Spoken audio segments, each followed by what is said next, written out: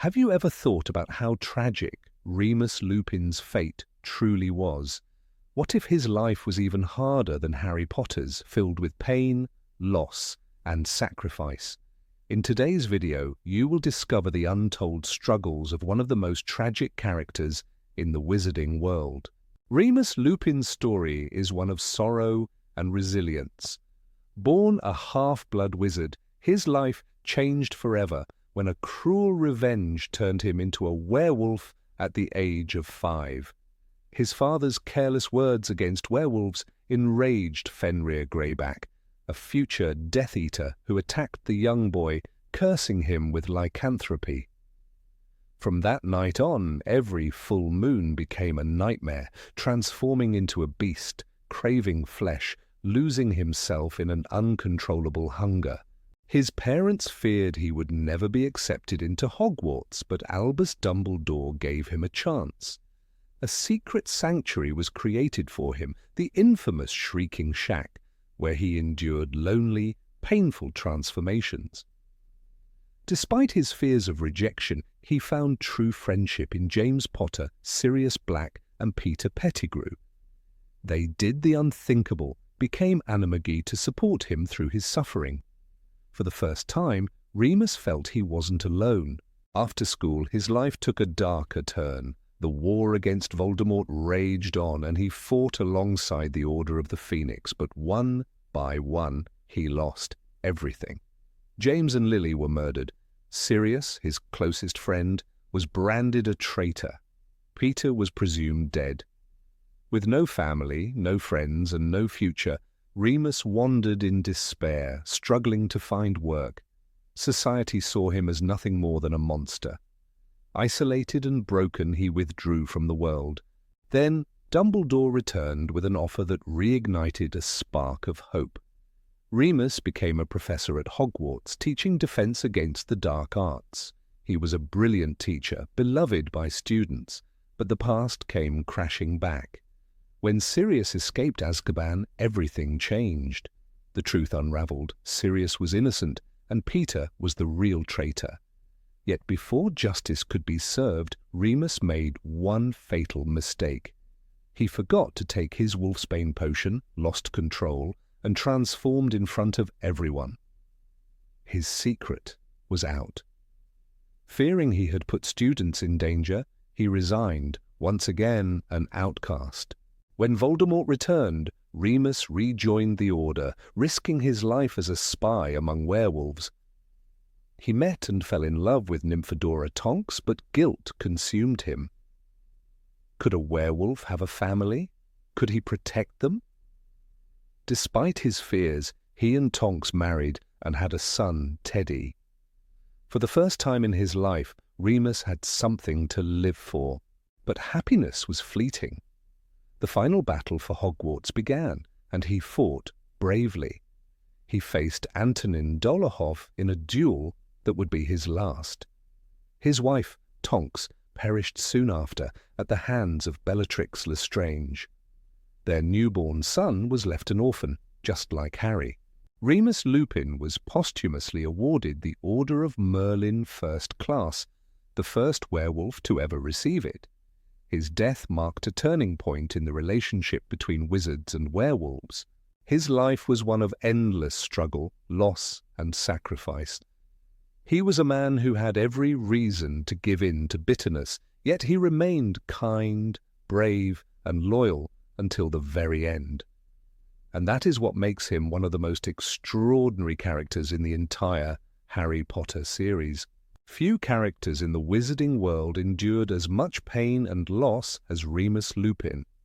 His story is one of quiet suffering, unshakable loyalty, and ultimate sacrifice. Despite everything life took from him, he never turned to darkness. He never sought revenge. He never let hatred consume him. Instead, he fought for a world that never truly accepted him. His struggle began in childhood. After being bitten by Fenrir Greyback, his life changed in an instant. He was no longer just a child. He was a danger, a creature to be feared. Every full moon became a cycle of agony. The transformations left him physically and mentally drained, reinforcing the feeling that he was an outsider.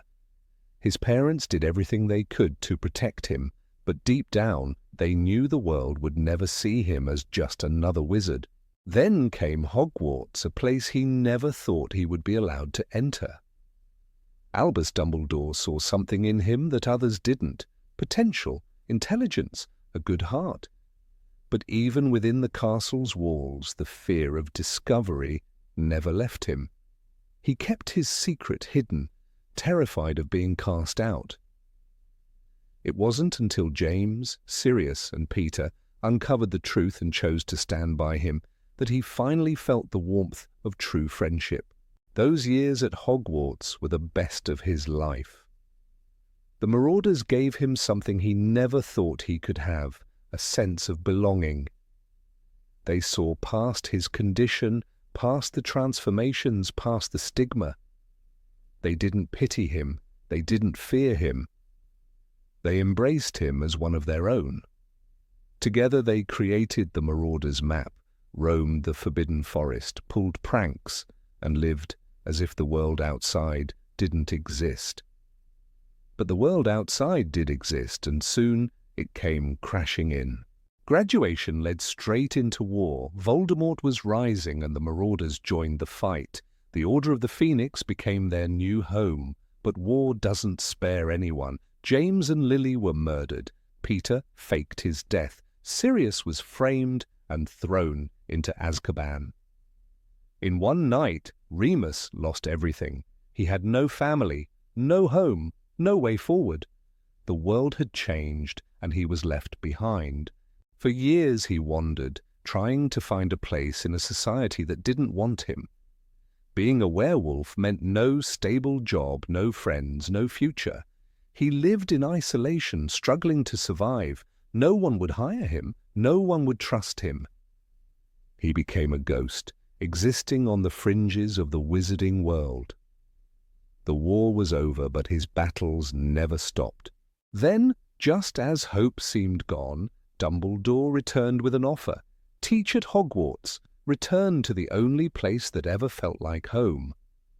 Remus accepted, but the old fears returned. What if the students found out? What if the parents protested? What if he lost everything again? Despite his doubts, he became one of the best professors Hogwarts had ever seen. He taught not just spells, but courage. His students loved him. They learned to defend themselves, to face their fears, to believe in their own strength. For the first time in years, he had purpose. He was part of something again. But happiness never lasted long for Remus. When Sirius escaped Azkaban, the past resurfaced. At first, he believed the worst. He thought his last remaining friend had betrayed them all. The truth was far more painful. Sirius was innocent. Peter was alive. Everything he had believed for 12 years had been a lie. Then came the mistake that cost him everything. The full moon, the forgotten potion, the transformation. He became the monster the world always feared he was. He could have killed his own students, the very ones who trusted him. The shame was unbearable. He resigned before anyone could demand it. He left Hogwarts behind, returning to the life he had always known, solitude.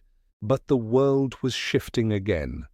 Voldemort returned, the war reignited, the Order of the Phoenix was rebuilt, and Remus answered the call.